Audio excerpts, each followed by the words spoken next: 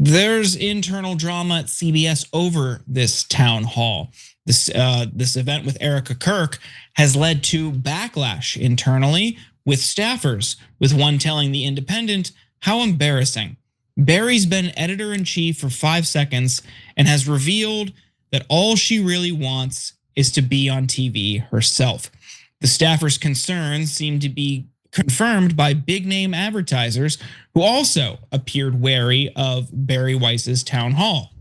According to Brian Steinberg at Variety, during the special, commercial breaks were largely filled with spots from direct response advertisers, including the dietary supplement Super Beats, the home repair service homeserve.com, and Carfax, a supplier of auto ownership data.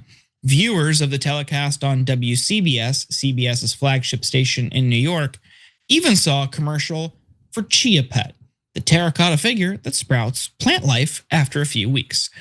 Direct response advertisers typically pay lower prices in exchange for allowing TV networks to put their commercials on air when convenience allows.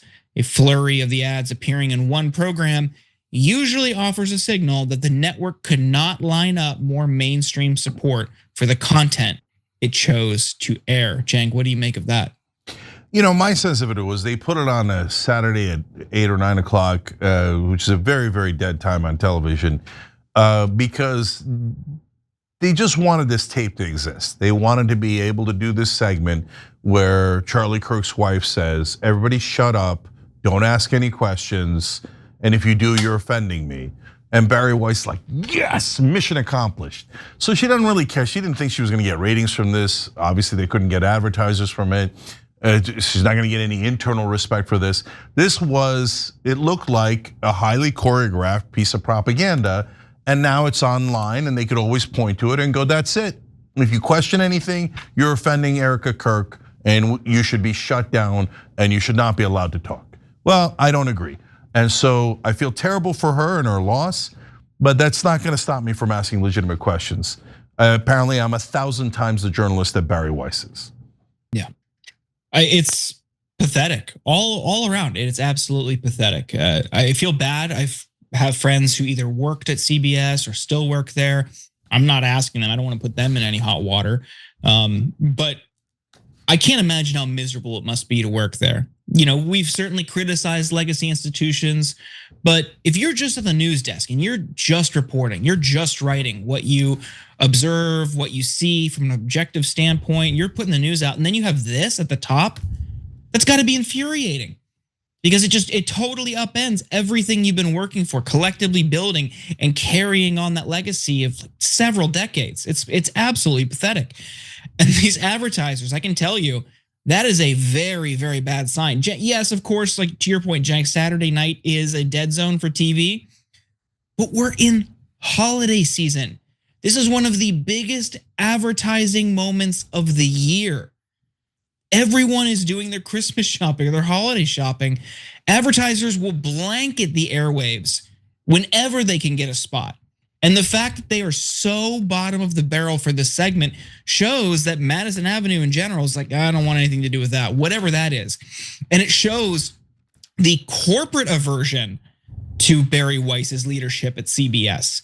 So I'm really curious what this looks like in several months. But I think the point about from one of the staffers that she just wants to be on TV, this is just her show. It's very weird for the editor-in-chief of a news outlet to be on this special, especially for a TV network, to be the host of this special. She just wants to build up her own brand, which is all she has ever tried to do. Every grievance, trying to get a teacher fired when she was in college for being pro-Palestinian, you know, the spinoff with the Free Press, everything. She tried to get fired from the New York Times. They wouldn't fire her, so she quit and wrote this letter about how unfair it was. They never fired her. They kept her there, but she wanted to be a victim. And now this quest to continue to build up her personal brand continues at CBS. I'm gonna say one last thing. Variety also reported when she first came in, she fired a bunch of people. Look, sometimes that happens. You've got a reorganization when a new owner comes in, and probably anybody in her situation would have to do that. But among the people that she fired was 8 anchors. Everyone that she fired was a woman. Actually, in the beginning, though, as Variety reported, it was 7 women and 1 man. But that man, they don't name who it is, went into Bari Weiss's office and complained and said, they don't let me do enough pro-Israel stories here. She's like, that's it, I've heard enough. You're off the list, you're back to being hired. And she then added another woman anchor to the list to fire instead. And according to the other reporters at CBS, that was the most balanced reporter they had in the Middle East. This was a person who covered the tragedies of October 7th and gave the Israeli perspective, etc., but also would do stories giving the Palestinian perspective. And Bari Weiss is like, oh, no brainer. Someone giving a fair, explanation of what's happening in Gaza, fired. You're pro-Israel, you're back in. It's over the top, guys. Variety's reporting it. So look, CBS is trash now, total dumpster fire. Nobody's doing news at CBS now. They're all doing propaganda, and mainly for Israel. So if you're watching CBS, you're not watching real news. You're watching avowed propaganda for a different country. Every time you ring the bell below, an angel gets his wings.